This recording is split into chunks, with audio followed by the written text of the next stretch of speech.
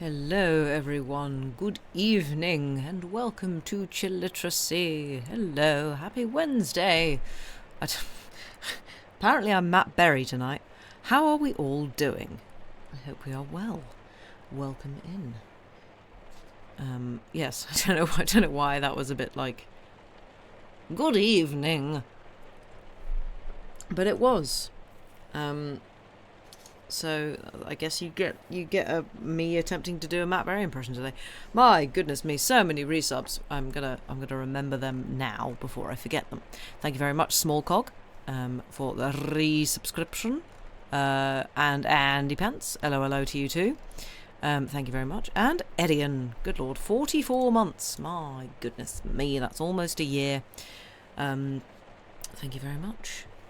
You're well enough. It's a very long weekend for you starting tomorrow. Nice. Long weekends are the best weekends.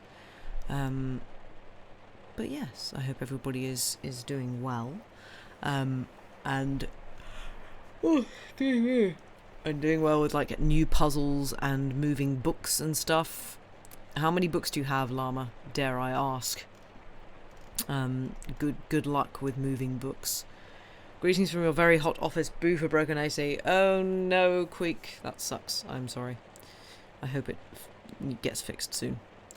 Parola, you've just finished watching Speed 2. It's kind of terrible. I have not watched, any of the Speed franchise, so I cannot possibly comment.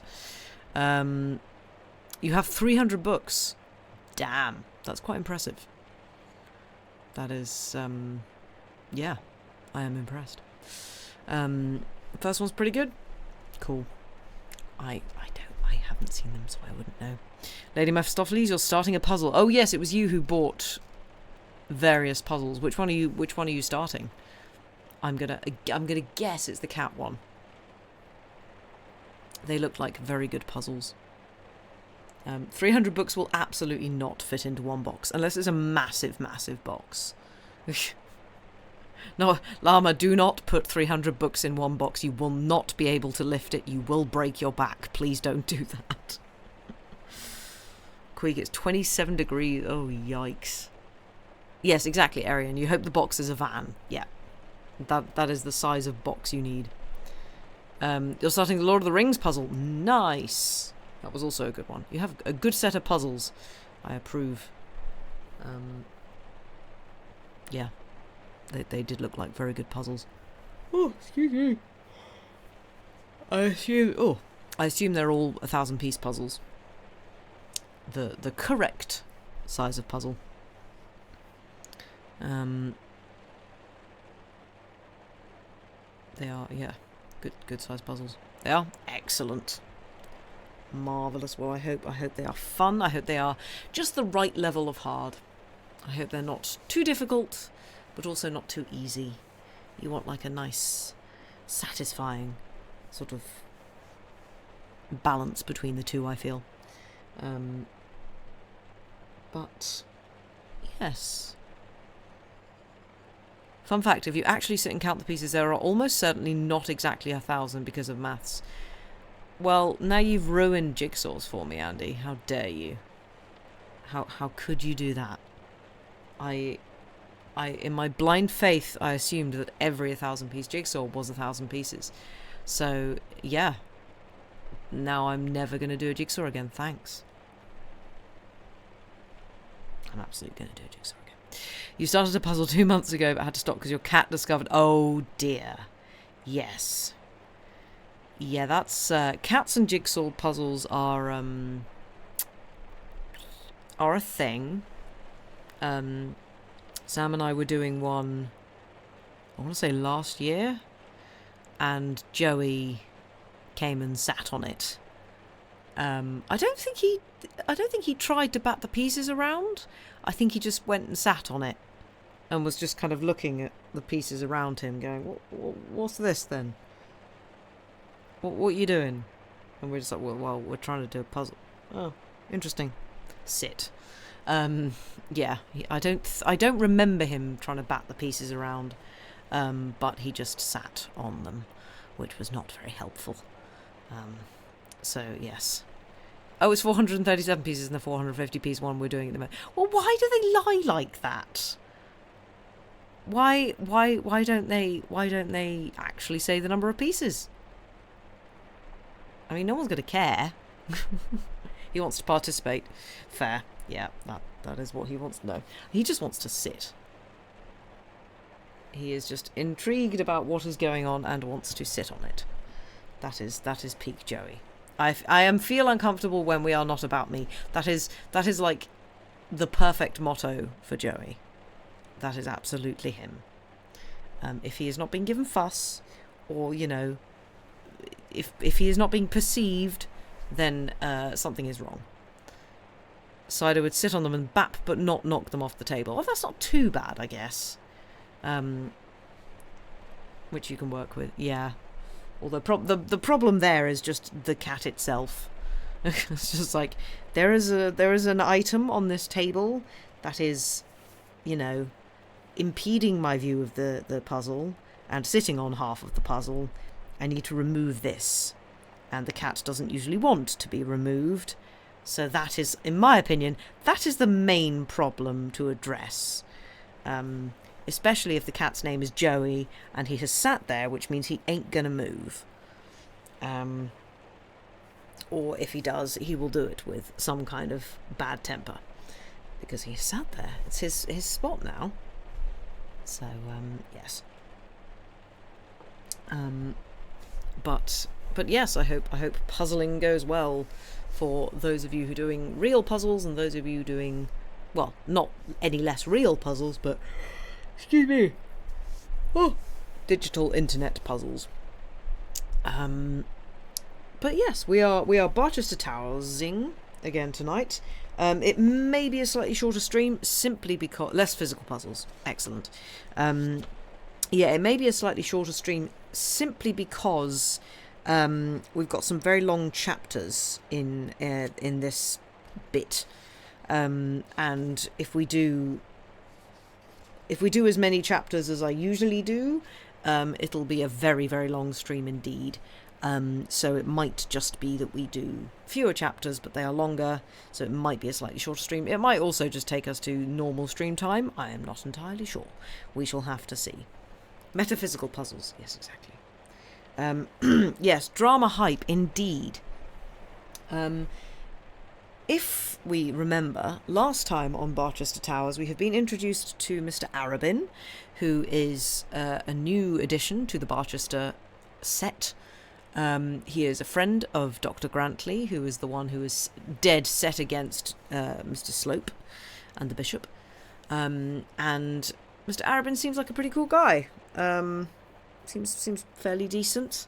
And there might possibly be something between him and Eleanor at some point, I'm guessing, but currently nothing. And there has been very much drama between the Bishop and his wife, so Mr. and Mrs. Proudie, because Mr. Harding, our lovely old gentleman who used to live at the hospital,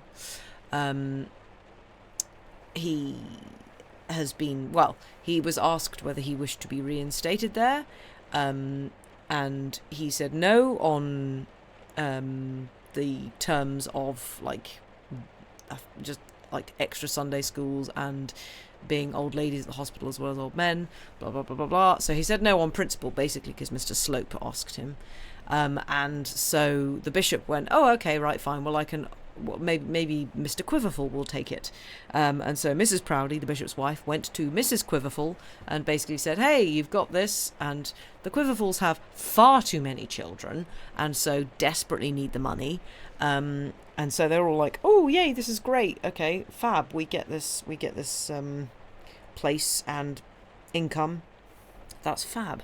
And unfortunately then Mr. Slope's like, actually it might work in my favour, because I kind of want to marry Eleanor, Mr. Harding's daughter, so maybe we should actually give Mr. Harding the hospital. Okay, let's try and sort that out. So currently Mr. Slope and Mrs. Proudie are at bitter blows, I guess. They are bitter enemies. They are not happy with each other because one of them wants to get the Quiverfuls in and one of them wants to get the Hardings in. So that's currently where we are, and the bishop has sort of been useless because he sort of defers to his wife all the time, because she is a forceful woman and he is a bit of a wet blanket, really. And at loggerheads, that's the term I was looking for, Andy. Thank you. Yes, the bishop, Mrs. Proudie, was like, oh, well, he will absolutely agree with me and it'll go to the Quiverfuls, but the bishop has come down on the side of Mr. Slope. So that is currently where we left it. So, yeah, very much drama. But if we are sitting comfortably, I shall put my bookmark in the right place. Hang on. Where's my bookmark? Come back here. Right. Yep. Fabulous. If we are sitting comfortably, and again, if we are sitting comfortably and I can read Roman numerals, got it, then I shall begin with Barchester Towers by Anthony Trollope. Chapter 27. A Love Scene. Mr. Slope, as we have said, left the palace with a feeling of considerable triumph. Not that he thought that his difficulties were all over, he did not so deceive himself, but he felt that he had played his first move well as the pieces on the board would allow, and that he had nothing with which to reproach himself. He first of all posted the letter to the Archbishop, and having made that sure, he proceeded to push the advantage which he had gained. Had Mrs. Bold been at home, he would have called on her, but he knew that she was at Plumstead, so he wrote the following note. It was the beginning of what, he trusted, might be a long and tender series of epistles. My dear Mrs. Bold, you will understand perfectly that I cannot at present correspond with your father. I heartily wish that I could, and hope the day may be not long distant when mists shall have cleared away, and we may know each other. But I cannot preclude myself from the pleasure of sending you these few lines to say that Mr. Q has to-day, in my presence, resigned any title that he ever had to the wardenship of the hospital, and that the bishop has assured me that it is his intention to offer it to your esteemed father. Will you, with my respectful compliments, ask him, who I believe is now a fellow visitor with you, to call on the bishop either on Wednesday or Thursday between 10 and 1? This is by the bishop's desire. If you will so far oblige me as to let me have a line naming either day and the hour which will suit Mr. Harding, I will take care that the servants shall have orders to show him in without delay. Perhaps I should say no more, but still I wish you could make your father understand that no subject will be mooted between his lordship and him which will refer at all to the method in which he may choose to perform his duty. I, for one, am persuaded that no clergyman could perform it more satisfactorily than he did, or than he will do again. On a former occasion I was indiscreet and much too impatient, considering your father's age and my own. I hope he will not now refuse my apology. I still hope also that, with your aid and sweet pious labours, we may live to attach such a Sabbath school to the old endowment as may, by God's grace and furtherance, be a blessing to the poor of this city. You will see at once that this letter is confidential. The subject, of course, makes it so. But equally, of course, it is for your parents' eye as well as for your own, should you think it proper to show to him. I hope my darling little friend Johnny is as strong as ever. Dear little fellow. Does he still continue his rude assaults on those beautiful long silken tresses? I can assure you your friends miss you from Barchester sorely, but it would be cruel to begrudge you your sojourn among flowers and fields during this truly sultry weather. Pray believe me, my dear Miss Bold, yours most sincerely, Obadiah Slope. Now, this letter, taken as a whole, and with the consideration that Mr. Slope wished to assume a great degree of intimacy with Eleanor, would not have been bad, but for the allusion to the tresses. Gentlemen do not write to ladies about their tresses unless they are on very intimate terms indeed. But Mr. Slope could not be expected to be aware of this.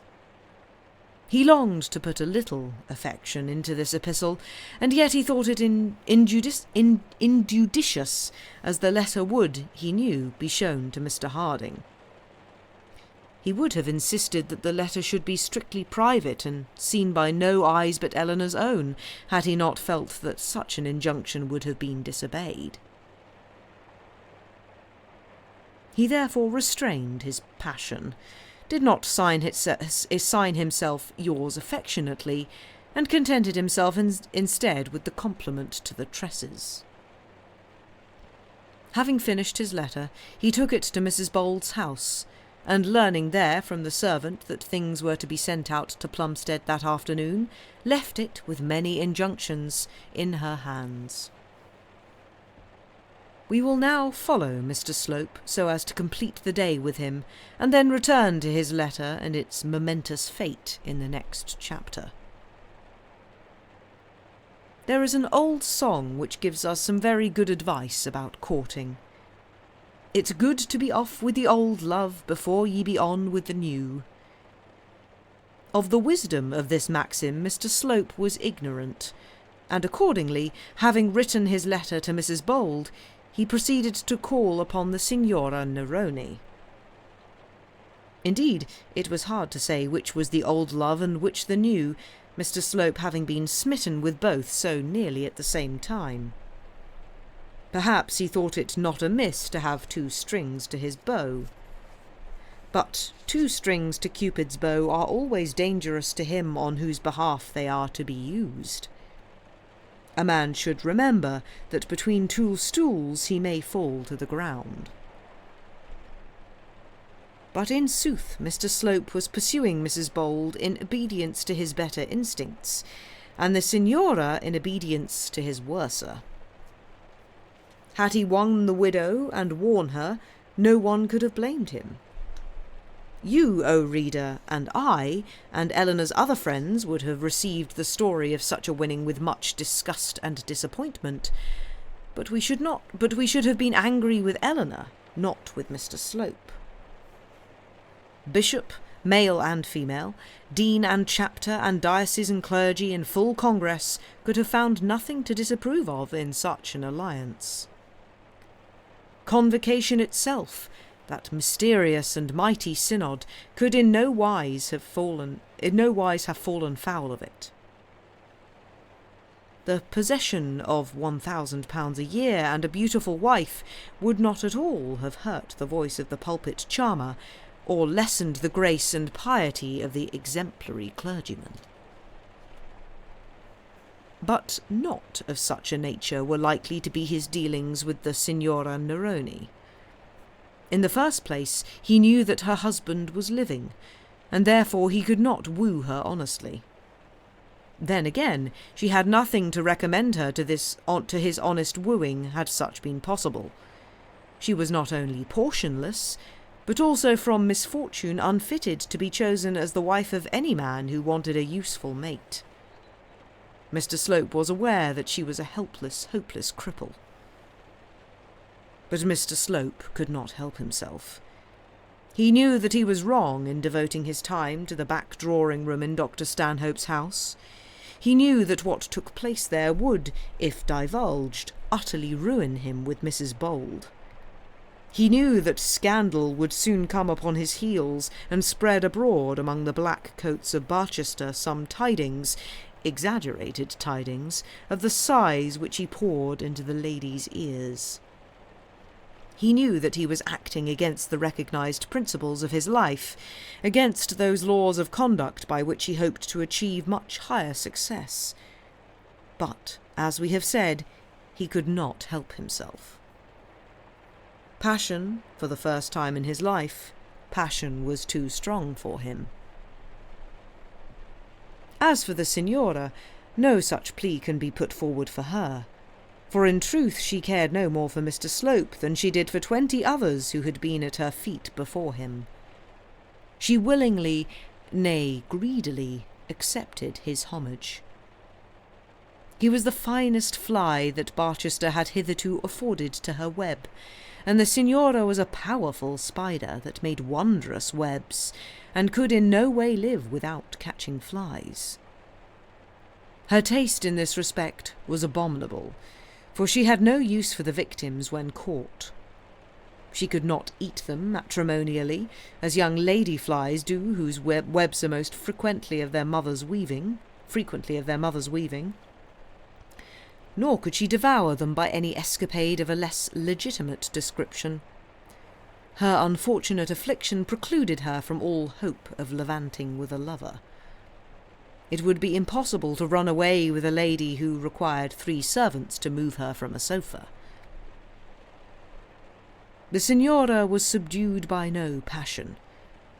Her time for love was gone. She had lived out her heart, such heart as she had ever had in her early years, at an age when Mr. Slope was thinking of the second book of Euclid and his unpaid bill at the buttery hatch. In age, the lady was younger than the gentleman, but in feelings, in knowledge of the affairs of love, in intrigue, he was immeasurably her junior. It was necessary to her to have some man at her feet. It was the one customary excitement of her life. She delighted in the exercise of power which this gave her. It was now nearly the only food for her ambition. She would boast to her sister that she could make a fool of any man, and the sister, as little imbued with feminine delicacy as herself, good-naturedly thought it but fair that such amusement should be afforded to a poor invalid who was debarred from the ordinary pleasures of life. Mr. Slope was madly in love, but hardly knew it. The Signora spitted him, as a boy does a cockchafer on a cork, that she might enjoy the energetic agony of his gyrations. And she knew very well what she was doing. Mr. Slope, having added to his person all such adornments as are possible to a clergyman making a morning visit, such as a clean necktie, clean handkerchief, new gloves, and a soupçon of not unnecessary scent, called about 3 o'clock at the doctor's door. At about this hour the Signora was almost always alone in the back drawing-room. The mother had not come down. The doctor was out or in his own room. Bertie was out, and Charlotte at any rate left the room if anyone called whose object was specially with her sister. Such was her idea of being charitable and sisterly. Mr. Slope, as was his custom, asked for Mr. Stanhope, and was told, as was the servants' custom, that the Signora was in the dressing-room. Upstairs he accordingly went. He found her, as he always did, lying on her sofa, with a French volume before her, and a beautiful little inlaid writing-case open on her table. At the moment of his entrance she was in the act of writing. "Ah, my friend," said she, putting out her left hand to him across her desk, "I did not expect you today, and was this very instant writing to you." Mr. Slope, taking the soft, fair, delicate hand in his, and very soft and fair and delicate it was, bowed over it his huge red head and kissed it.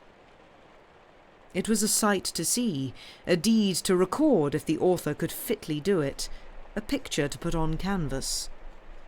Mr. Slope was big, awkward, cumbrous, and having his heart in his pursuit was ill at ease.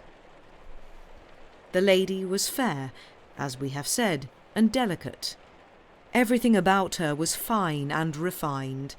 Her hand in his looked like a rose lying among carrots, and when he kissed it he looked as a cow might do on finding such a flower among her food. She was graceful as a couchant goddess, and moreover as self-possessed as Venus must have been when courting Adonis. Oh, that such grace and such beauty should have condescended to waste itself on such a pursuit. "I was in the act of writing to you," said she, "but now my scrawl may go into the basket." And she raised the sheet of gilded notepaper from off her desk as though to tear it.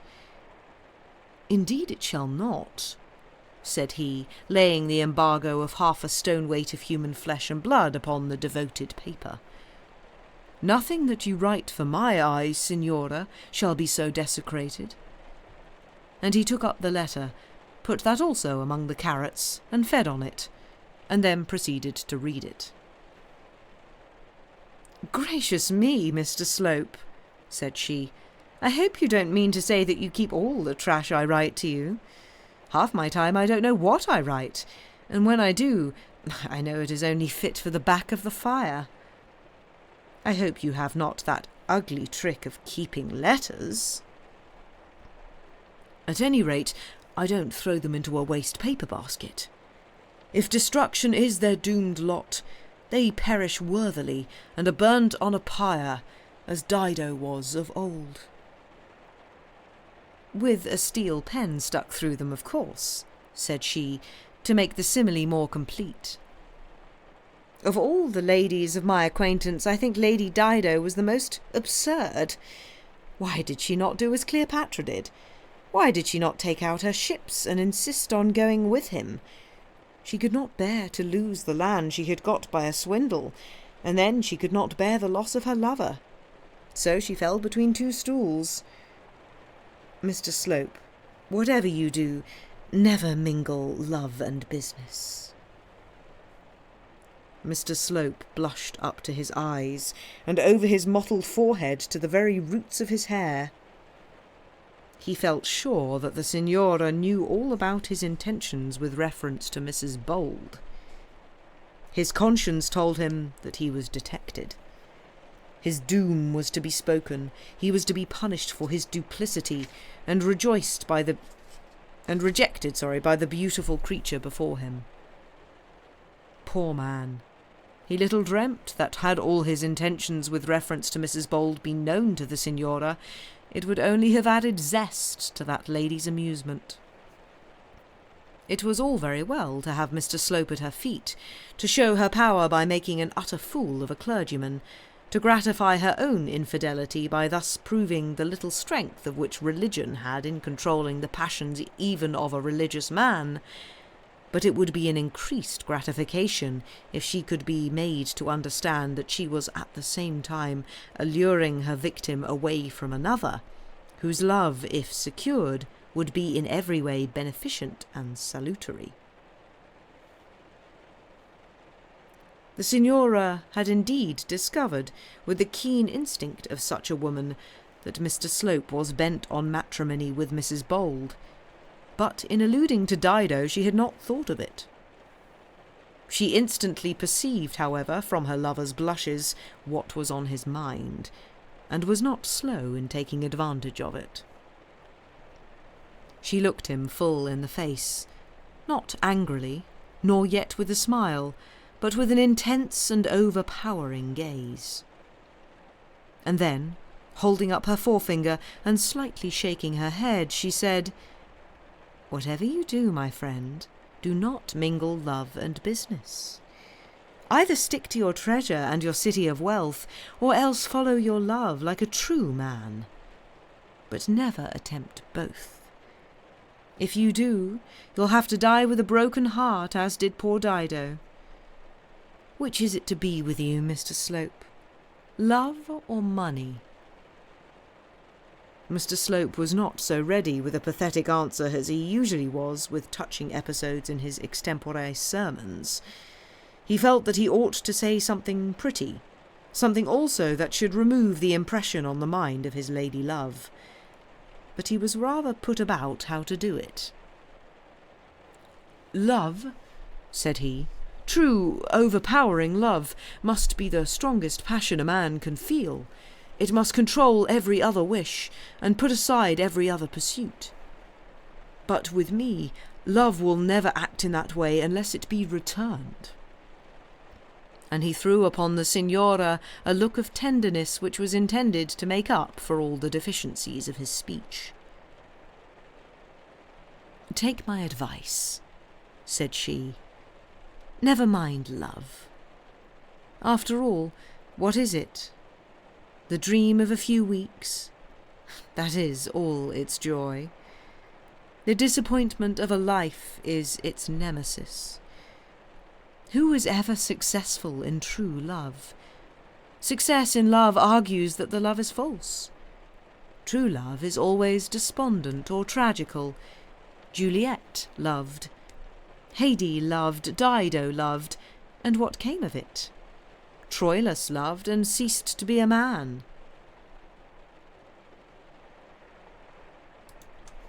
"Troilus loved and was fooled," said the more manly chaplain.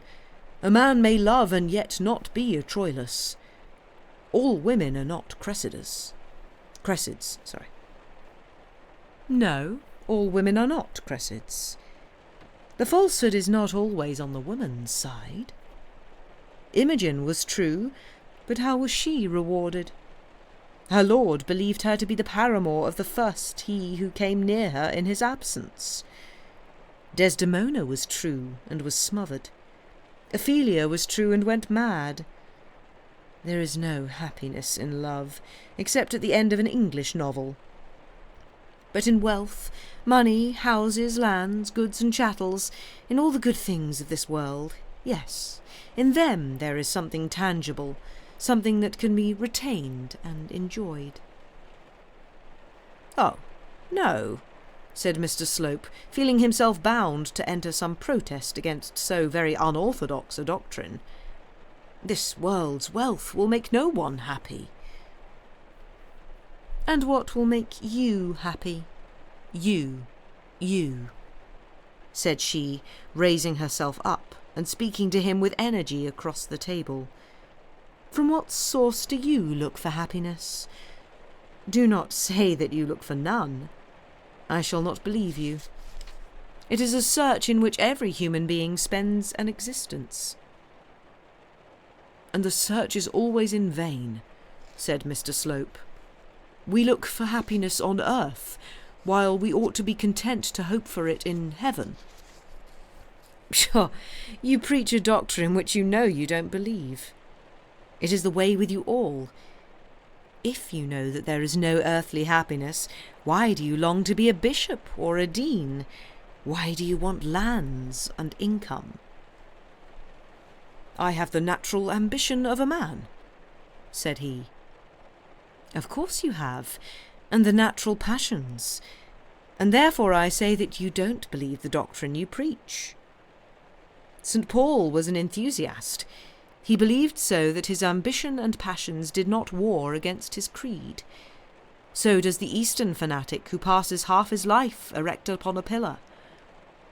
As for me, I will believe in no belief that does not make itself manifest by outward signs. I will think no preaching sincere that is not recommended by the practice of the preacher." Mr. Slope was startled and horrified, but he felt that he could not answer. How could he stand up and preach the lessons of his master, being there, as he was, on the devil's business? He was a true believer, otherwise this would have been nothing to him. He had audacity for most things, but he had not audacity to make a plaything of the Lord's word. All this the signora understood, and felt much interest as she saw her cockchafer whirl around upon her pin. "Your wit delights in such arguments," said he, "but your heart and your reason do not go along with them."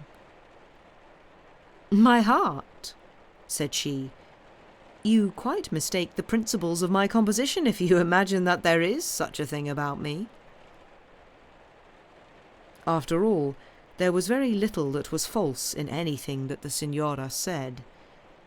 If Mr. Slope allowed himself to be deceived, it was his own fault. Nothing could have been more open than her declarations about herself. The little writing table with her desk was still standing before her, a barrier, as it were, against the enemy. She was sitting as nearly upright as she ever did. Oh, excuse me. And he had brought a chair close to the sofa, so that there was only the corner of the table between him and her.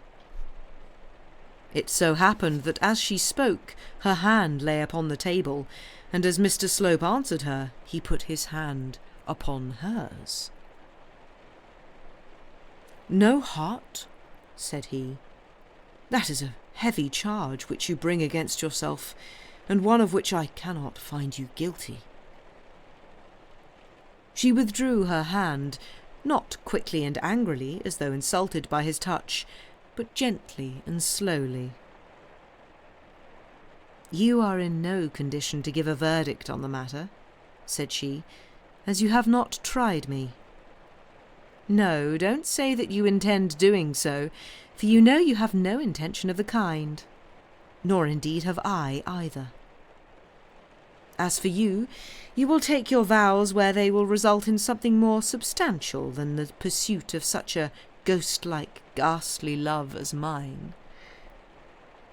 "Your love should be sufficient to satisfy the dream of a monarch," said Mr. Slope, not quite clear as to the meaning of his words. "Say an archbishop, Mr. Slope," said she. Poor fellow, she was very cruel to him. He went round again upon his cork on this allusion to his profession. He tried, however, to smile, and gently accused her of joking on such a matter which was, he said, to him of such vital moment. "Why, what gulls do you men make of us?" she replied. "How you fool us to the top of your bent, and of all men you clergymen are the most fluent of your honeyed caressing words. Now, look me in the face, Mr. Slope, boldly and openly." Mr. Slope did look at her with a languishing, loving eye, and as he did so he again put forth his hand to get hold of hers. "I told you to look at me boldly, Mr. Slope, but confine your boldness to your eyes." "Oh, Madeline," he sighed. "Well, my name is Madeline," said she, "but none except my own family usually call me so. Now look me in the face, Mr. Slope. Am I to understand that you say you love me?" Mr. Slope never had said so. If he had come there with any formed plan at all, his intention was to make love to the lady without uttering any such declaration. It was, however, quite impossible that he should now deny his love. He had, therefore, nothing for it but to go down on his knees distractedly against the sofa, and swear that he did love her with a love passing the love of man. The Signora received the assurance with very little palpitation or appearance of surprise. "And now answer me another question," said she. "When are you to be married to my dear friend Eleanor Bold?" Poor Mr. Slope went round and round in mortal agony. In such a condition as his, it was really very hard for him to know what answer to give. And yet no answer would be his surest condemnation. He might as well at once plead guilty to the charge brought against him. "And why do you accuse me of such dissimulation?" said he. "Dissimulation? I said nothing of dissimulation. I made no charge against you, and make none. Pray don't defend yourself to me. You swear that you are devoted to my beauty, and yet you are on the eve of matrimony with another. I feel this to be rather a compliment. It is to Mrs. Bold that you must defend yourself. That you may find difficult, unless indeed you can keep her in the dark. You clergymen are cleverer than other men. Signora, I have told you that I loved you, and now you rail at me? Rail at you? God bless the man, what would he have? Come, answer me this at your leisure, not without thinking now, but leisurely and with consideration. Are you not going to be married to Mrs. Bold? I am not, said he. And as he said it, he almost hated, with an exquisite hatred, the woman whom he could not help loving with an exquisite love. But surely you are a worshipper of hers? I am not, said Mr. Slope, to whom the word worshipper was peculiarly distasteful. The Signora had conceived that it would be so. I wonder at that, said she. Do you not admire her? To my eye she is the perfection of English beauty. And then she is rich, too. I should have thought she was just the person to attract you. Come, Mr. Slope, let me give you advice on this matter. Marry the charming widow. She will be a good mother to your children, and an excellent mistress of a clergyman's household. Oh, Signora, how can you be so cruel? Cruel? Said she, changing the voice of banter which she had been using for one which was expressively earnest in its tone. Is that cruelty? How can I love another while my heart is entirely your own? If that were cruelty, Mr. Slope, what might you say of me if I were to declare that I returned your passion? What would you think if I bound you even by a lover's oath to do daily penance at this couch of mine? What can I give in return for a man's love? Ah, dear friend, you have not realized the conditions of my fate. Mr. Slope was not on his knees all this time. After his declaration of love he had risen from them as quickly as he thought consistent with the new position which he now filled, and as he stood was leaning on the back of his chair.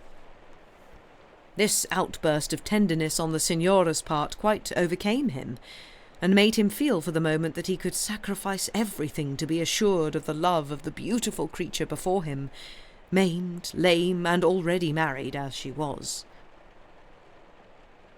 And can I not sympathise with your lot? Said he, now seating himself on the sofa and pushing away the table with his foot. Sympathy is so near to pity, said she. If you pity me, crippled as I am, I shall spurn you from me. Oh, Madeline, I will only love you. And again he caught her hand and devoured it with kisses. Now she did not draw it from him, but sat there as he kissed it, looking at him with her great eyes, just as a great spider would look at a great fly that was quite securely caught. Suppose Signor Neroni were to come to Barchester, said she, would you make his acquaintance? Signor Neroni? Said he. Would you introduce him to the bishop and Mrs. Proudie and the young ladies? Said she, again having recourse to that horrid quizzing voice which Mr. Slope so particularly hated. Why do you ask such a question? Said he. Because it is necessary that you should know that there is a Signor Neroni. I think you had forgotten it. If I thought that you retained for that wretch one particle of the love for which he was never worthy, I would die before I would distract you by telling you what I feel. No, were your husband the master of your heart, I might perhaps love you, but you should never know it. My heart again. How you talk. And you consider, then, that if a husband be not master of his wife's heart, he has no right to her fealty.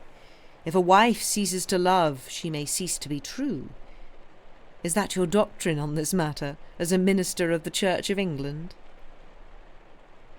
Mr. Slope tried hard within himself to cast off the pollution with which he felt that he was defiling his soul. He strove to tear himself away from the noxious siren that had bewitched him. But he could not do it. He could not be again heart-free. He had looked for rapturous joy in loving this lovely creature, and he already found that he met with little but disappointment and self-rebuke. He had come across the fruit of the Dead Sea, so sweet and delicious to the eye, so bitter and nauseous to the taste. He had put the apple to his mouth, and it had turned to ashes between his teeth. Yet he could not tear himself away. He knew, he could not but know, that she jeered at him, ridiculed his love, and insulted the weakness of his religion. But she half permitted his adoration, and that half permission added such fuel to his fire that all the fountain of his piety could not quench it. He began to feel savage, irritated, and revengeful. He meditated some severity of speech, some taunt that should cut her, as her taunts cut him. He reflected as he stood there for a moment, silent before her, that if he desired to quell her proud spirit, he should do so by being prouder even than herself, that if he wished to have her at his feet, suppliant for his love, it behoved him to conquer her by indifference. All this passed through his mind. As far as dead knowledge went, he knew, or thought he knew, how a woman should be tamed.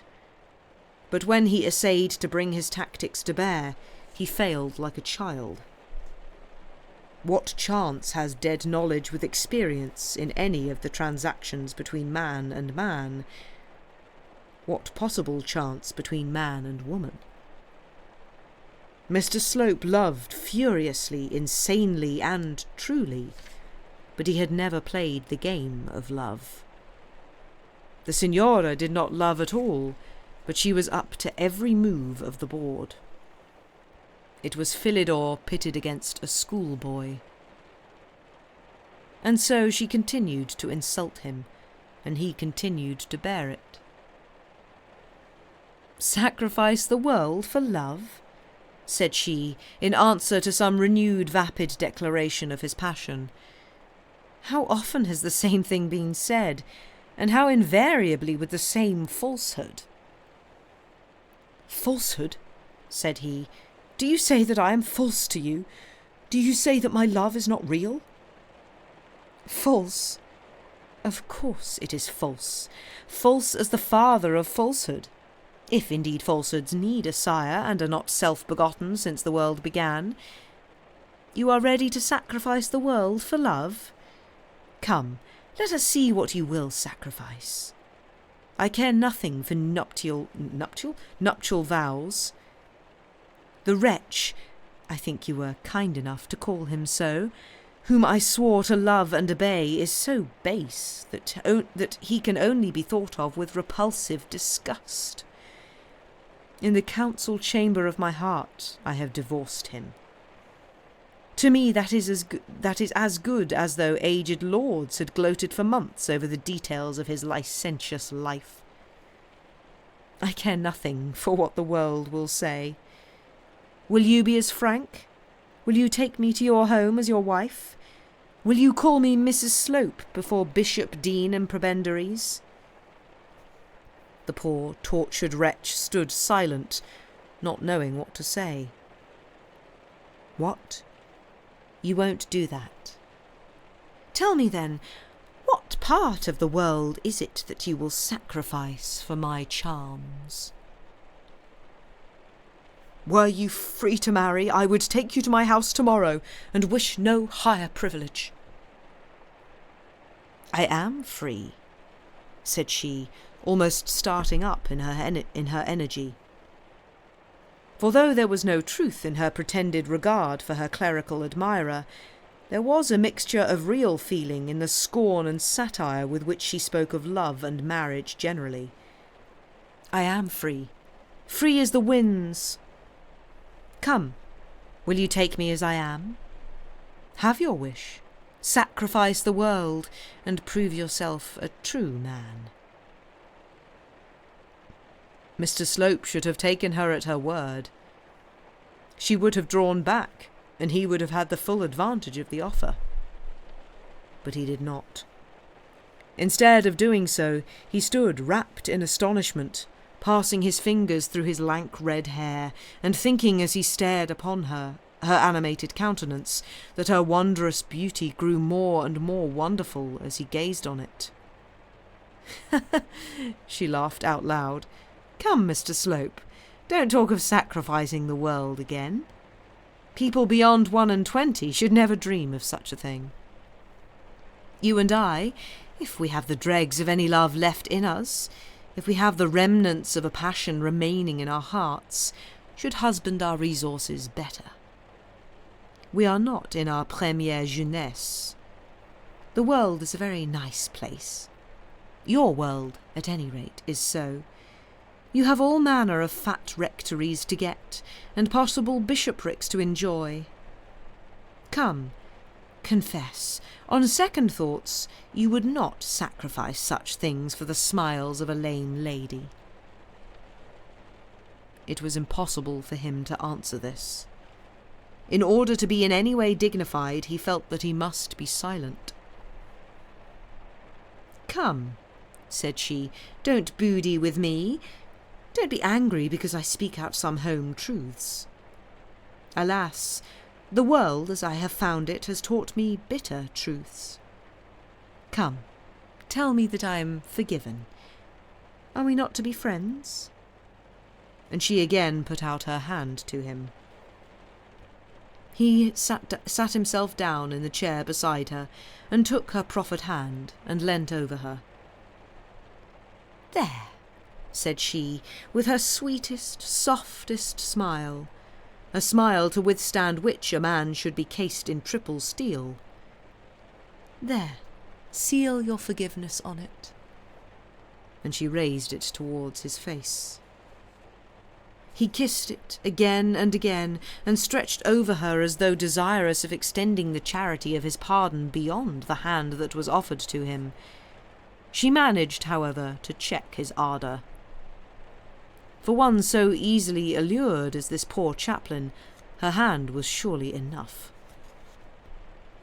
"Oh, Madeline," said he, "tell me that you love me. Do you love me?" "Hush," said she, "there is my mother's step. Our tête-à-tête has been of monstrous length. Now you had better go. But we shall see you soon again, shall we not?" Mr. Slope promised that he would call again on the following day. "And, Mr. Slope," she continued, "pray answer my note. You have it in your hand, though I declare during these 2 hours you have not been gracious enough to read it. It is about the Sabbath school and the children. You know how anxious I am to have them here. I have been learning the catechisms myself on purpose. You must manage it for me next week.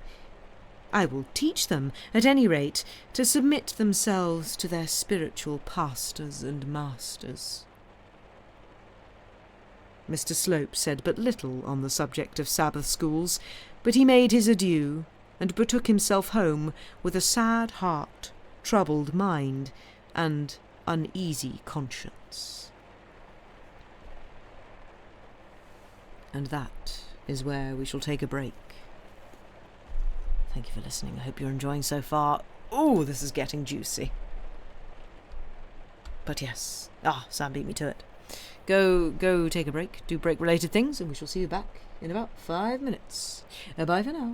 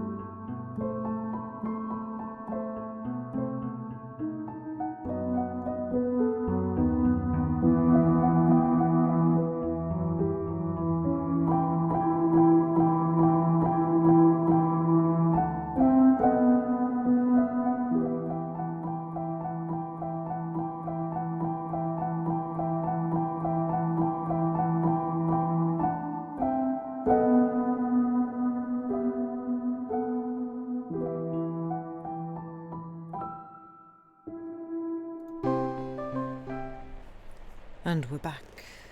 Hello everyone, hope you've had a good break, welcome back. And yes, Mr. Slope is wildly out of his depth, and I love it. Yeah, Madeline is a flippin' legend. She absolutely knows, like, what a hypocrite he is, and is playing him like a fiddle.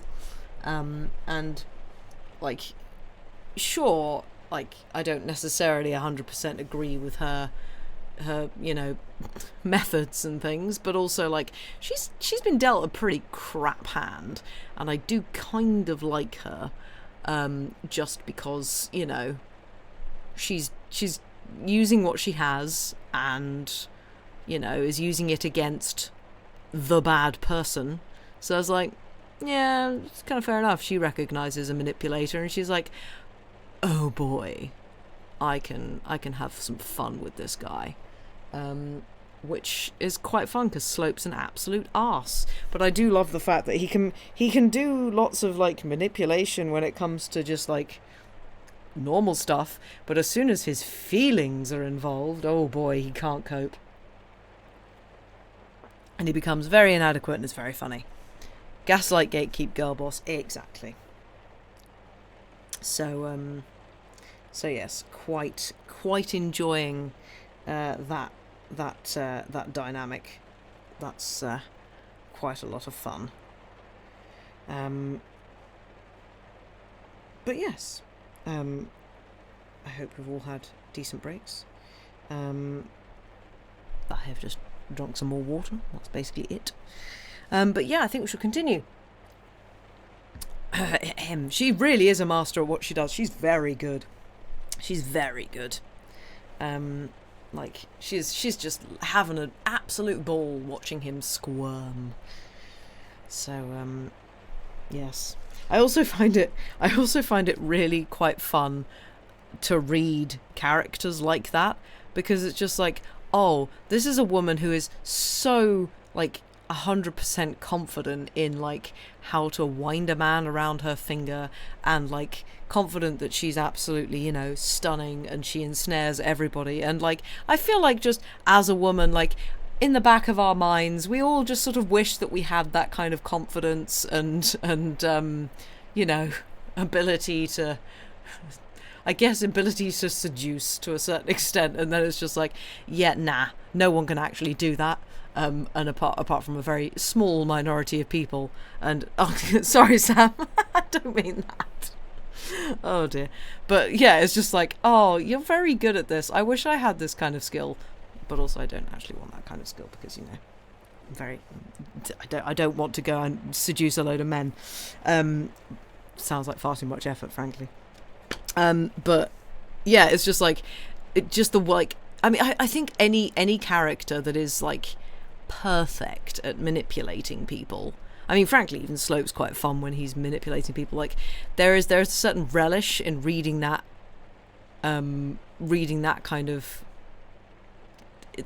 character. I guess there's probably actual relish in writing it as well, because it's just like, you can write the responses to it, whereas actually, I guess, people in real life wouldn't necessarily respond to these kinds of things. No, absolutely not worth it. Like, there is a literary aspect to this, as I say, because I don't actually think people would respond in the way that works, but there is something very satisfying in, like, a literary depiction of some kind of, well, it's like Jane Austen. It's like how she writes these really, like, snappy dialogues between people that are like perfectly sarcastic and stuff. It's just like, it's the classic thing of, I wish I'd thought of that. And obviously, as a writer, you can think about it and have people respond and there's a good dialogue going on. So it's always quite satisfying to read those kinds of things, because, like, everything goes the way that you sort of expect it to, or it's very satisfying to watch a master craftsman at work, exactly. But yeah, it's quite fun to read that, especially out loud, because it's just like, oh, I don't know, it makes you feel clever. I think that's what I'm getting at. It makes you feel clever, even though it's got absolutely nothing to do with you as a reader, because it's like, I'm reading a thing. Oh yeah, I didn't write this, did I? Was the point that he got a bunch of seduced men? Well, yeah, no one wants that, actually. But yes, she's having a great time. It's very entertaining. But yes, if we are sitting comfortably, we shall continue with Chapter 28. Mrs. Bold is entertained by Dr. and Mrs. Grantley at Plumstead. It will be remembered that Mr. Slope, when leaving his billet doux at the house of Mrs. Bold, had been informed that it would be sent out to her at Plumstead that afternoon. The Archdeacon and Mr. Harding had in fact come into town together in the brougham, and it had been arranged that they should call for Eleanor's parcels as they left on their way home. Accordingly they did so call, and the maid, as she handed to the coachman a small basket and large bundle carefully and neatly packed, gave in at the carriage window Mr. Slope's epistle. The Archdeacon, who was sitting next to the window, took it, and immediately recognised the handwriting of his enemy. "Who left this?" said he. "Mr. Slope called with it himself, your reverence," said the girl, "and was very anxious that Mrs. should have it today." So the brougham drove off, and the letter was left in the Archdeacon's hand. He looked at it as though he held a basket of adders. He could not have thought worse of the document had he read it and discovered it to be licentious and atheistical. He did, moreover, what so many wise people are accustomed to do in similar circumstances. He immediately condemned the person to whom the letter was written, as though she were necessarily a particeps criminis. Poor Mr. Harding, though by no means inclined to forward Mr. Slope's intimacy with his daughter, would have given anything to have kept the letter from his son-in-law. But that was now impossible. There it was in his hand, and he looked as thoroughly disgusted as though he were quite sure that it contained all the rhapsodies of a favoured lover. "It's very hard on me," said he after a while, "that this should go on under my roof." Now, here the Archdeacon was certainly most unreasonable. Having invited his sister-in-law to his house, it was a natural consequence that she should receive her letters there. And if Mr. Slope chose to write to her, his letter would, as a matter of course, be sent after her. Moreover, the very fact of an invitation to one's house implies confidence on the part of the inviter. He had shown that he thought Mrs. Bold to be a fit person to stay with him by his asking her to do so, and it was most cruel to her that he should complain of her violating the sanctity of his roof-tree when the lashes committed were none of her committing. Mr. Harding felt this, and felt also that when the Archdeacon talked thus about his roof, what he said was most offensive to himself as Eleanor's father. If Eleanor did receive a letter from Mr. Slope, what was there in that to pollute the purity of Dr. Grantley's household?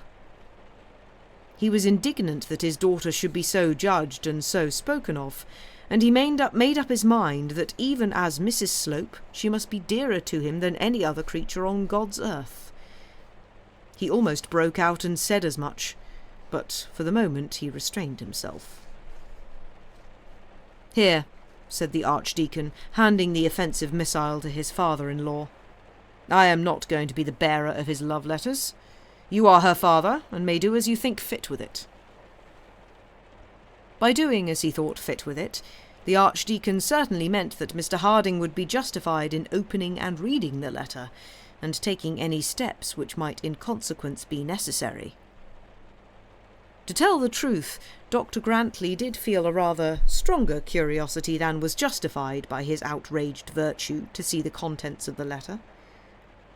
Of course he could not open it himself, but he wished to make Mr. Harding understand that he, as Eleanor's father, would be fully justified in doing so. The idea of such a proceeding never occurred to Mr. Harding. His authority over Eleanor ceased when she became the wife of John Bold. he had not the slightest wish to pry into her correspondence. He consequently put the letter into his pocket, and only wished that he had been able to do so without the Archdeacon's knowledge. They both sat silent during half the journey home, and then Dr. Grantley said, "Perhaps Susan had better give it to her.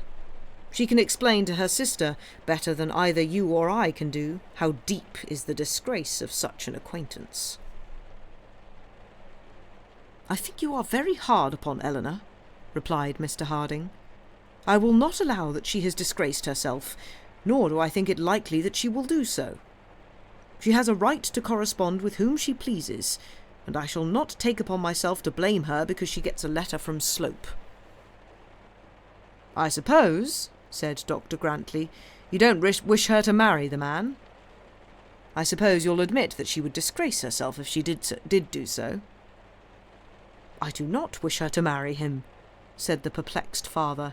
"I do not like him, and do not think he would make a good husband. But if Eleanor chooses to do so, I shall certainly not think that she disgraces herself." "Good heavens!" exclaimed Dr. Grantley, and threw himself back into the corner of his brougham. Mr. Harding said nothing more, but commenced playing a dirge with an imaginary fiddle bow upon an imaginary violoncello, for which there did not appear to be quite room enough in the carriage, and he continued the tune with sundry variations till he arrived at the rectory door. The Archdeacon had been meditating sad things in his mind. Hitherto he had always looked on his father-in-law as a true partisan, though he knew him to be a man devoid of all the combative qualifications for that character. He had felt no fear that Mr. Harding would go over to the enemy, though he had never counted much on the ex-warden's prowess in breaking the hostile ranks. Now, however, it seemed that Eleanor, with her wiles, had completely trepanned and bewildered her father, cheated him out of his judgment, robbed him of the predilections and tastes of his life, and caused him to be tolerant of a man whose arrogance and vulgarity would, a few years since, have been unendurable to him. That the whole thing was as good as arranged between Eleanor and Mr. Slope, there was no longer any room to doubt. That Mr. Harding knew that such was the case, even this could hardly be doubted. It was too manifest that he at any rate suspected it, and was prepared to sanction it. And, to tell the truth, such was the case. Mr. Harding disliked Mr. Slope as much as it was in his nature to dislike any man. Had his daughter wished to do her worst to displease him by a second marriage, she could hardly have succeeded better than by marrying Mr. Slope. But, as he said to himself now very often, what right had he to condemn her if she did nothing that was really wrong? If she liked Mr. Slope, that was her affair. It was indeed miraculous to him that a woman with such a mind, so educated, so refined, so nice in her tastes, should like such a man. Then he asked himself whether it was possible that she did so. Ah, thou weak man, most charitable, most Christian, but weakest of men, why couldst thou not have asked herself? Was she not the daughter of thy loins, the child of thy heart, the best beloved to thee of all humanity? Had she not proved to thee by years of closest affection her truth and goodness and filial obedience? And yet, knowing and feeling all this, thou couldst endure to go groping in darkness, hearing her named in strains which wounded thy loving heart, and being unable to defend her as thou shouldst have done. Mr. Harding did not believe, that his daughter meant to marry this man, but he feared to commit himself to such an opinion. If she did do it, there would be then no means of retreat. The wishes of his heart were, first, that there should be no truth in the Archdeacon's surmises, and in this wish he would have fain trusted entirely, had he dared to do so, Secondly, that the match might be prevented, if unfortunately it had been contemplated by Eleanor. Thirdly, that should she be so infatuated as to marry this man, he might justify his conduct, and declare that no cause existed for his separating himself from her.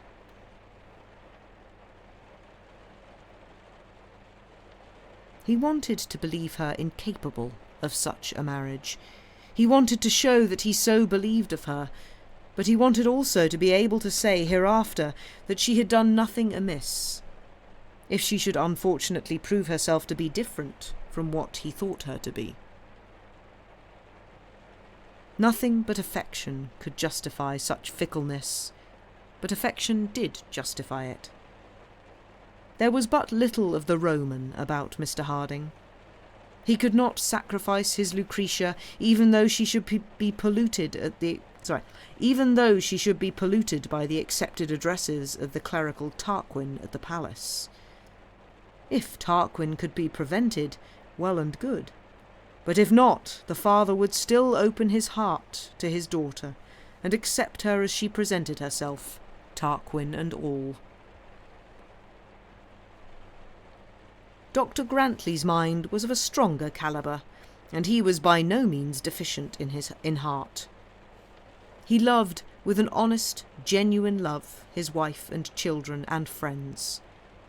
He loved his father-in-law, and was quite prepared to love Eleanor too, if she would be one of his party, if she would be on his side, if she would regard the Slopes and the Proudies as the enemies of mankind, and acknowledge and feel the comfortable merits of the Gwynns and Arabins. He wished to be what he called safe with all those whom he had admitted to the penetralia of his house and heart. He could luxuriate in no society that was deficient in a certain feeling of faithful, staunch high churchism, which to him was tantamount to Freemasonry. He was not strict in his lines of definition. He endured without impatience many different shades of Anglo-Church conservatism, but with the Slopes and the Proudies he could not go on all fours. He was wanting in, moreover, or perhaps it would be more correct to say he was not troubled by that womanly tenderness which was so peculiar to Mr. Harding. His feelings towards his friends were that while they stuck to him he would stick to them, that he would work with them shoulder and shoulder, that he would be faithful to the faithful. He knew nothing of that beautiful love which can be true to a false friend. And thus these two men, each miserable enough in his own way, returned to Plumstead. It was getting late when they arrived there, and the ladies had already gone up to dress. Nothing more was said as the two parted in the hall. As Mr. Harding passed to his own room, he knocked at Eleanor's door and handed in the letter.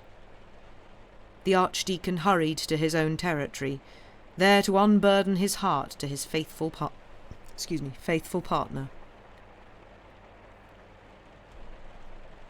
What colloquy took place between the marital chamber and the adjoining dressing-room shall not be detailed. The reader, now intimate with the persons concerned, can well imagine it. The whole tenor of it also might be read in Mrs. Grantley's brow as she came down to dinner. Eleanor, when she received the letter from her father's hand, had no idea from whom it came. She had never seen Mr. Slope's handwriting, or if so, had forgotten it, and did not think of him as she twisted the letter as people do twist letters when they do not immediately recognise their correspondence, either by the writing or the seal. She was sitting at her glass, brushing her hair, and rising every other minute to play with her boy, who was sprawling on the bed, and who engaged pretty nearly the whole attention of the maid as well as of his mother. At last, sitting before her toilette table, she broke the seal, and turning over the leaf, saw Mr. Slope's name. She first felt surprised, and then annoyed, and then anxious. As she read it, she became interested.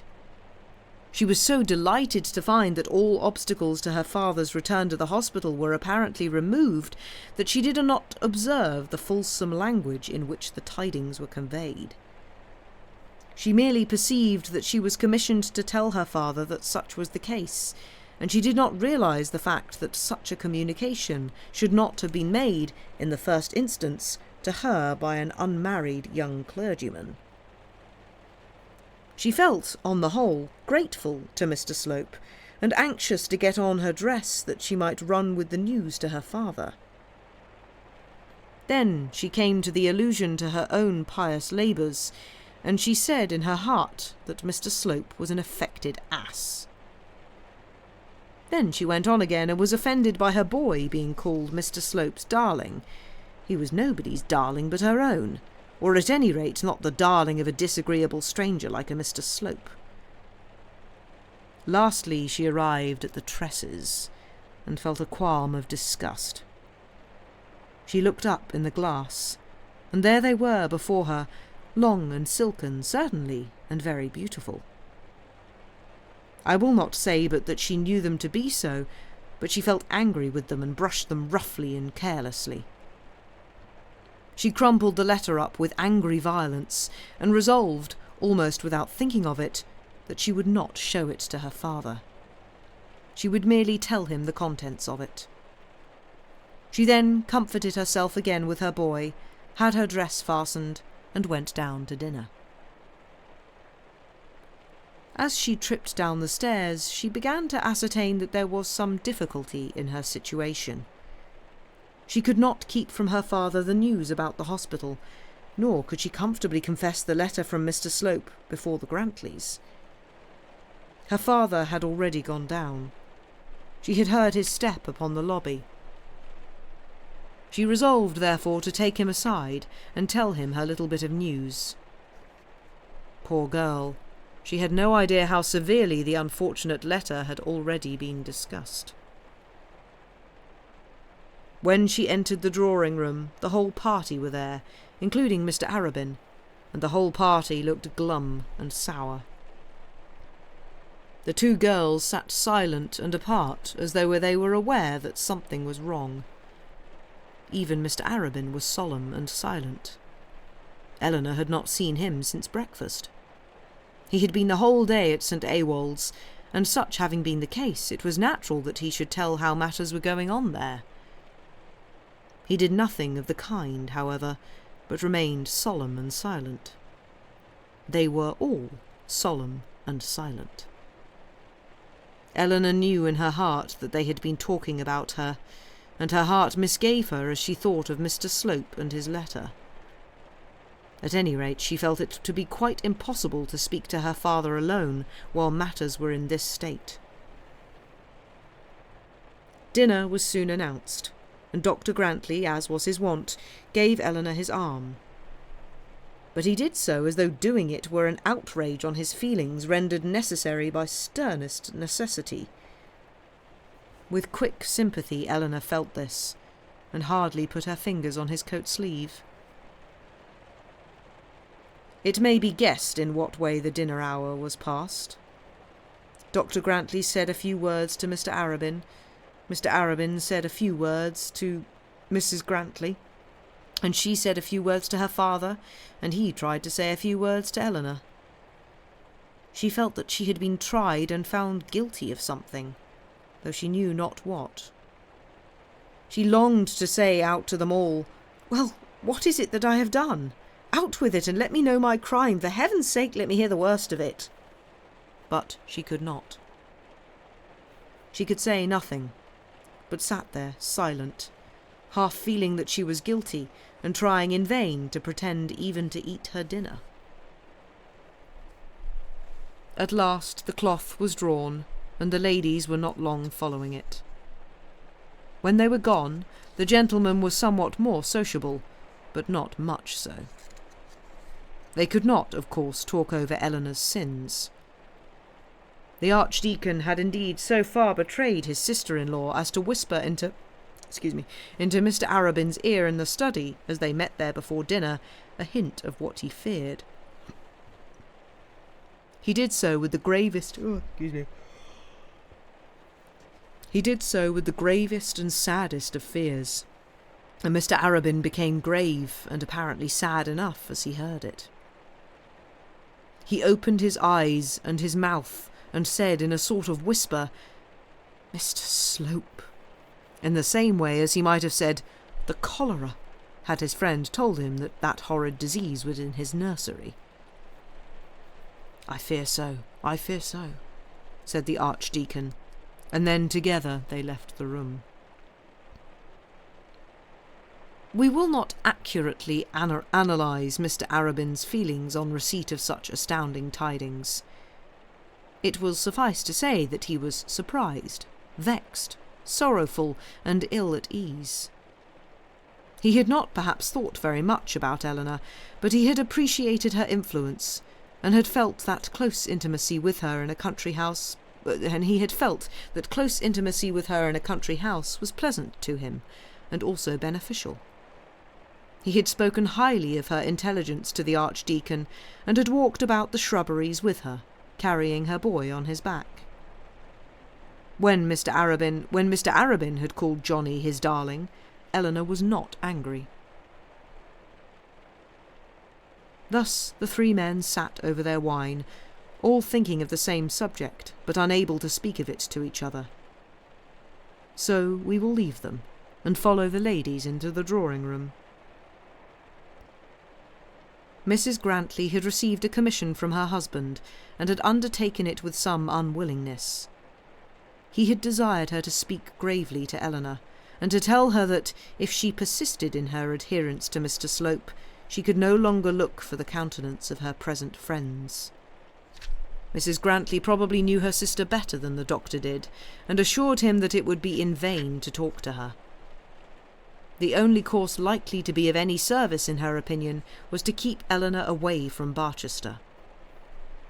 Perhaps she might have added, for she had a very keen eye in such things, that there might also be ground for hope in keeping Eleanor near Mr. Arabin. Of this, however, she said nothing. But the Archdeacon would not be talked over.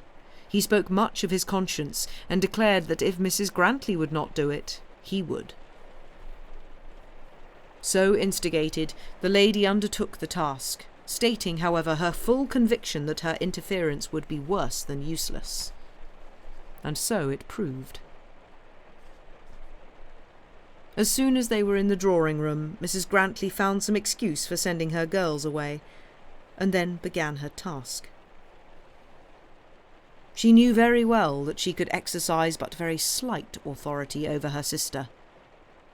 Their various modes of life, and the distance between their residencies, had prevented any very close confidence. They had hardly lived together since Eleanor was a child. Eleanor had, moreover, especially in latter years, resented in a quiet sort of way the dictatorial authority which the Archdeacon seemed to exercise over her father, and on this account had been unwilling to allow the Archdeacon's wife to exercise authority over herself. "You got a note just before dinner, I believe?" began the eldest sister. Eleanor acknowledged that she had done so, and felt that she turned red as she acknowledged it. She would have given anything to have kept her colour, but the more she tried to do so, the more signally she failed. "Was it not from Mr. Slope?" Eleanor said that the letter was from Mr. Slope. "Is he a regular correspondent of yours, Eleanor?" "Not exactly," said she, already beginning to feel angry at the cross-examination. She determined, and why it would be difficult to say, that nothing should induce her to tell her sister Susan what was the subject of the letter. Mrs. Grantley, she knew, was instigated by the Archdeacon, and she would not plead to any arraignment made against her by him. "But, Eleanor dear, why do you get letters from Mr. Slope at all, knowing as you do that he is a person so distasteful to papa, and to the Archdeacon, and indeed to all your friends?" "In the first place, Susan, I don't get letters from him. And in the next place, as Mr. Slope wrote the one letter which I have got, and as I only received it, which I could not very well help doing, as Papa handed it to me, I think you had better ask Mr. Slope instead of me." "What was his letter about, Eleanor?" "I cannot tell you," said she, "because it was confidential. It was on business respecting a third person." "It was in no way personal to yourself, then?" "I won't exactly say that, Susan," said she, getting more and more angry at her sister's questions. "Well, I must say it's rather singular," said Mrs. Grantley, affecting to laugh, "that a young lady in your position should receive a letter from an unmarried gentleman of which she will not tell the contents, and which she is ashamed to show to her sister." "I am not ashamed," said Eleanor, blazing up. "I am not ashamed of anything in the matter, only I do not choose to be cross-examined as to my letters by anyone." "Well, dear," said the other, "I cannot but tell you that I do not think Mr. Slope a proper correspondent for you." "If he be ever so improper, how can I help his having written to me? But you are all prejudiced against him to such an extent that which would be kind and generous in another man is odious and impudent in him. I hate a religion that teaches one to be so one-sided in one's charity." "I am sorry, Eleanor, that you hate the religion you find here, but surely you should remember that in such matters the Archdeacon must know more of the world than you do. I don't ask you to respect or comply with me, although I am unfortunately so many years your senior, but surely in such a matter as this you might consent to be guided by the Archdeacon. He is most anxious to be your friend if you will let him." "In such a matter as what?" said Eleanor very testily. "Upon my word, I don't know what this is all about." "We all want you to drop Mr. Slope." "You all want me to be as illiberal as yourselves. That I shall never be. I see no harm in Mr. Slope's acquaintance, and I shall not insult the man by telling him that I do. He has thought it necessary to write to me, and I do not want the Archdeacon's advice about the letter. If I did, I would ask it." "Then, Eleanor, it is my duty to tell you," and now she spoke with tremendous gravity, "that the Archdeacon thinks that such a correspondence is disgraceful, and that he cannot allow it to go on in his house." Eleanor's eyes flashed fire as she answered her sister, jumping up from her seat as she did so. "You may tell the Archdeacon that wherever I am I shall receive what letters I please, and from whom I please. And as for the word disgraceful, if Dr. Grantley has used it of me, he has been unmanly and is inhospitable." And she walked off to the door. "When Papa comes from the dining-room, I will thank you to ask him to step up to my bedroom. I will show him Mr. Slope's letter, but I will show it to no one else." And so saying, she returned to her baby. She had no conception of the crime with which she was charged. The idea that she could be thought by her friends to regard Mr. Slope as a lover had never flashed upon her. She conceived that they were all prejudiced and illiberal in their persecution of him, and therefore she would not join in the persecution, even though she greatly disliked the man. Eleanor was very angry as she seated herself in a low chair by her open window at the foot of her child's bed. "To dare to say I've disgraced myself," she repeated to herself more than once. "How Papa can put up with that man's arrogance. I will certainly not sit down to dinner in this house again unless he begs my pardon for that word." And then a thought struck her that Mr. Arabin might perchance hear of her disgraceful correspondence with Mr. Slope, and she turned crimson with pure vexation. Oh, if she had known the truth! If she could have conceived that Mr. Arabin had been informed as a fact that she was going to marry Mr. Slope! She had not been long in her room before her father joined her. As he left the drawing-room, Mrs. Grantley took her husband into the recess of the window and told him how signally she had failed. "I will speak to her myself before I go to bed," said the Archdeacon. "Pray do no such thing," said she. "You can do no good and will only make an unseemly quarrel in the house. You have no idea how headstrong she can be." The Archdeacon declared that as to that he was quite indifferent. He knew his duty and would do it. Mr. Harding was weak in the extreme in such matters. He would not have it hereafter on his conscience that he had not done all that in him lay to prevent so disgraceful an alliance.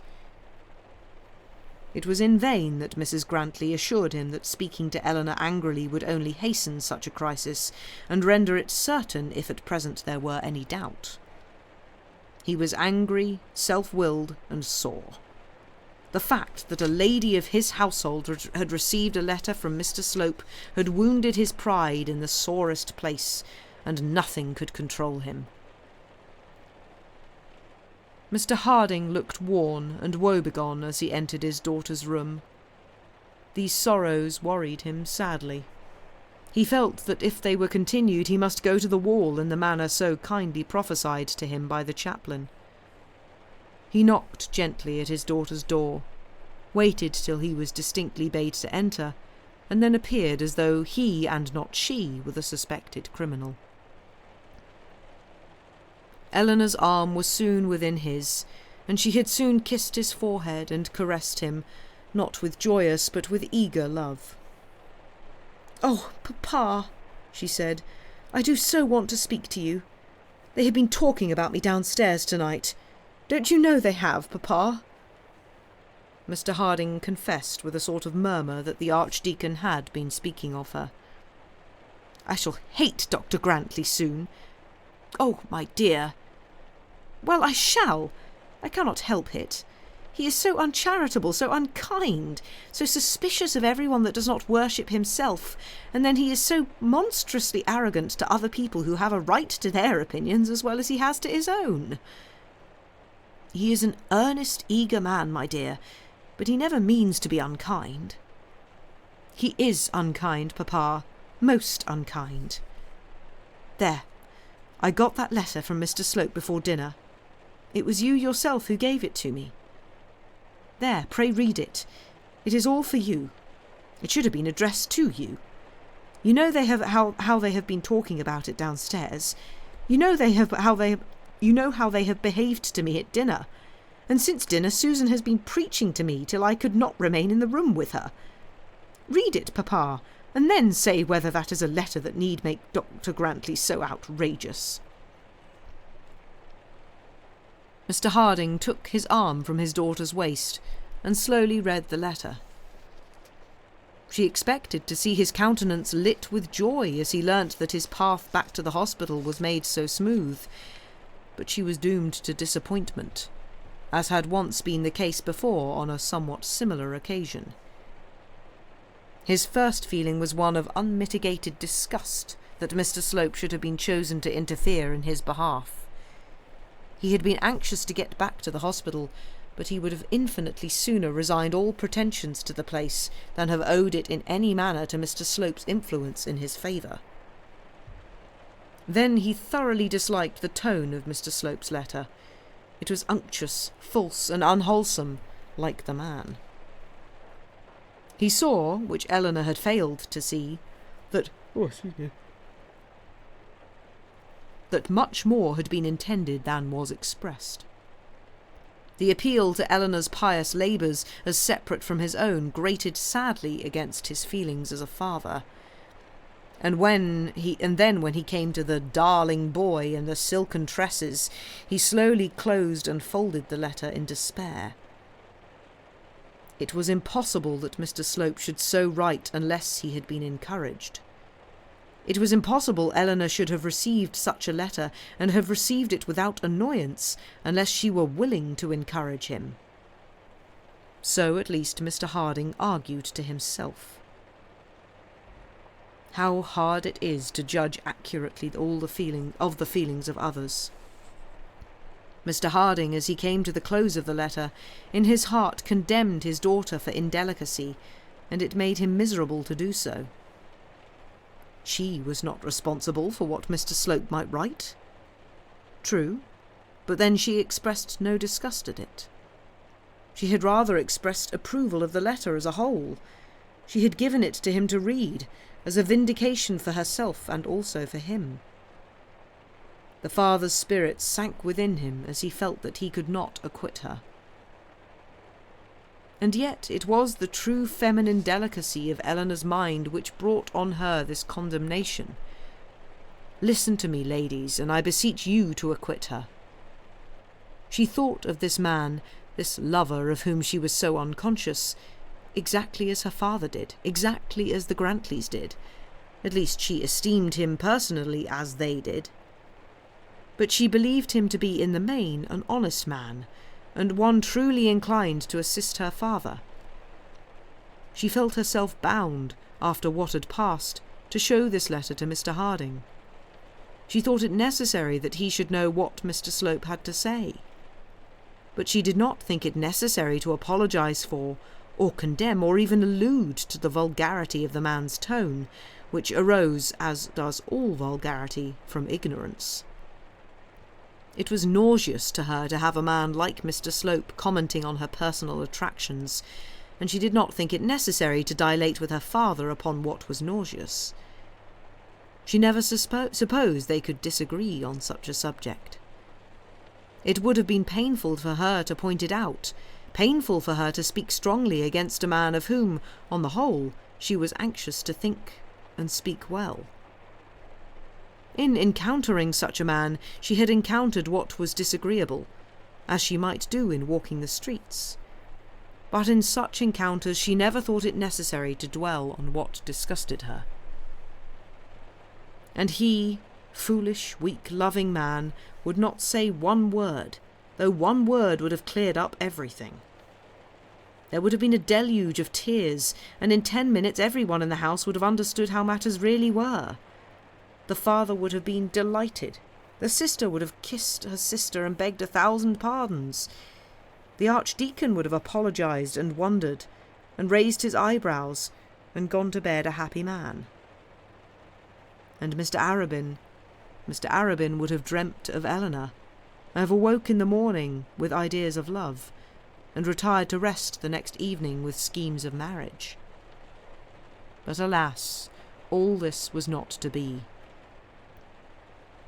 Mr. Harding slowly folded the letter, handed it back to her, kissed her forehead, and bade God bless her.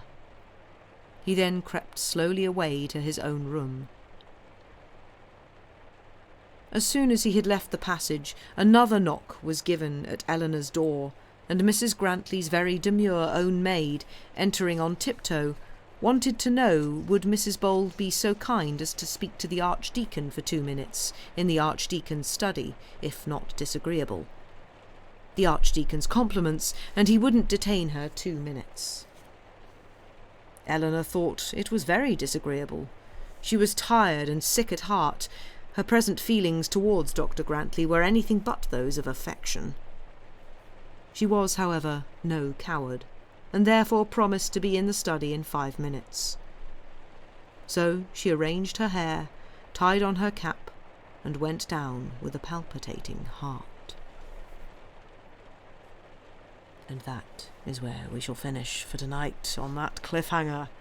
Dun dun dun! Thank you for listening. So we have a sort of sitcom/rom-com situation here where basically everybody just needs to explain things. Just people need to just talk, please. I do quite like the fact that that Trollope actually, makes a point of saying if anyone had actually said what was going on in their brains, then it would have been fine. But nobody did. Communication would indeed be handy.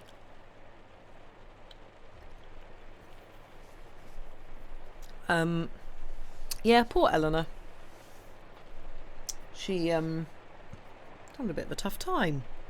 Can't really blame her for, getting letters from someone else. But yes, also hello Wallstrike, welcome in. Hope you're doing well.